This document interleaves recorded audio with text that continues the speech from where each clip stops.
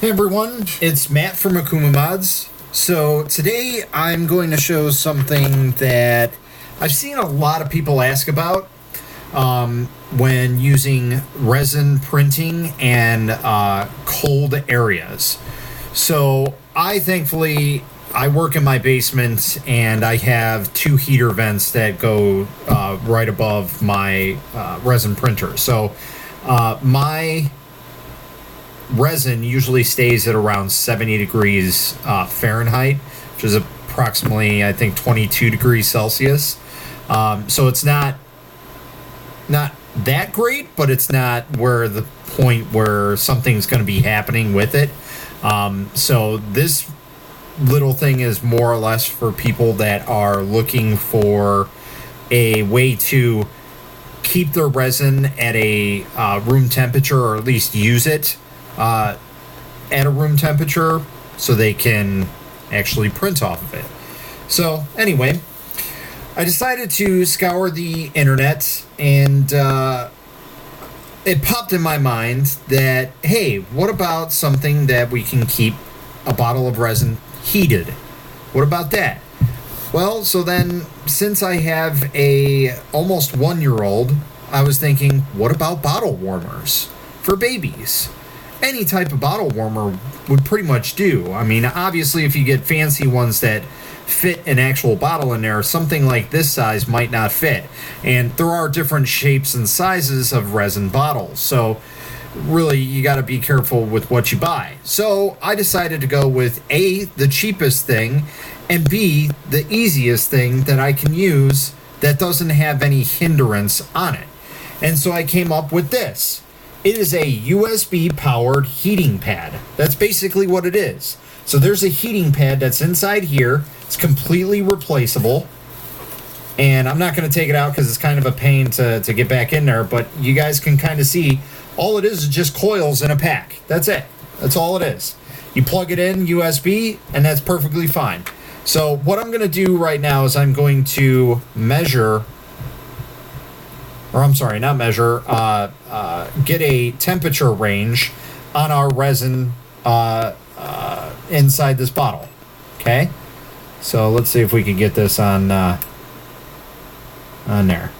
So right now we're sitting at about 23.5, which for you other people, it's 74.3 freedom units. So 73. Or 22 or 23.5, whatever. So what we're going to do is we're going to go ahead and wrap this bottle. And what's nice is it's got a little Velcro on here. So you can just go ahead and put it on over. Now, obviously, if you have a little bit bigger bottle than this, you're kind of SOL. I'm sorry. But this fits. This is a, I believe this is the 500 milliliter resin bottle from Anycubic. Let's just make sure. Yeah, so this fits a 500 milliliter bottle from Anycubic at least. So now what we're going to do is we're going to go ahead and heat it up. And you can plug this into your laptop and everything. And we're just going to go ahead and, again, we're going to press it on here. And we're going to make sure that it is heating. So we're going to we'll switch back over to Celsius for you guys. And we're just going to go ahead and keep an eye on this, and this should start raising up a little bit here and there. So we're going from 26 to 27, holding steady a little bit, and keep on raising little bit by little. So it does gradually increase the temperature very, very slowly. So it's not something to be really worried about. But I will say that if you guys are going to be using this, put it on a timer or something, maybe 10 minutes. I do have a timer for my curing station. So that would work out perfectly, and the lowest setting is 15 minutes. I think that might be a little excessive on this, but maybe like 5 minutes on this. That might even be a little bit excessive, but depending on how cold or how low your temperature is on the resin bottle, you might want to, have it on there for 5 minutes. Hopefully you don't, because that's pretty low for temperature ratings. So we're just going to go ahead and let this sit on here for a little bit. And so it looks like we're pretty much holding at 30.2 which is 86 right now.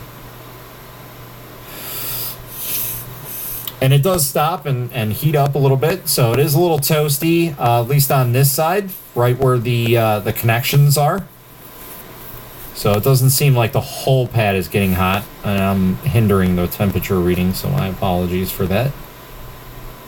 But yeah, so I'm not gonna sit here and hold this for you guys and sit here for 5 minutes of a video, just kind of staring off into space and waiting for this thing to heat up.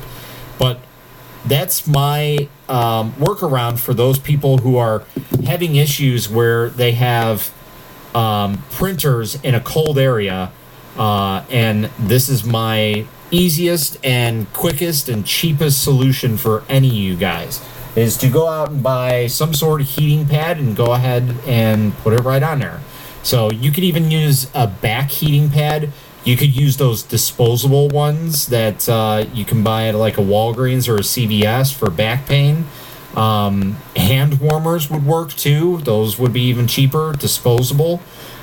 This one I wanted a little bit more permanent, just so I have it, so I can show it off. So so that way we can get it working and make sure that the temperature is right. So, but before I pop off here, I'm gonna go ahead and open up this bottle of resin and see if we're even touching the temperature on this. So we were at about 79 degrees Fahrenheit, which approximately was 23.5 degrees Celsius, right? So let's go ahead and see if this has changed at any way, shape, or form. So right now we jumped a whole degree, and we've been here for about 2 minutes or so. So we're at 24. Yeah, so we jumped a whole degree. While that might not be a phenomenal thing, like I said, if you put this on a timer for about 5 minutes, you should have a pretty good amount here. And again, you can always look for different ones that maybe have different heat settings. This, like I said, I just wanted to do this to have a cheap resin setup, just to show you that, hey, this can be done this way. And you don't have to break the bank to get something that's heated. Obviously, another thing you could probably do, I'm not exactly sure how it would affect the resin though, is maybe heat it up on a microwave or heat it up inside of your stove. Obviously, you have to keep the temperature very, very low because you will end up melting the plastic.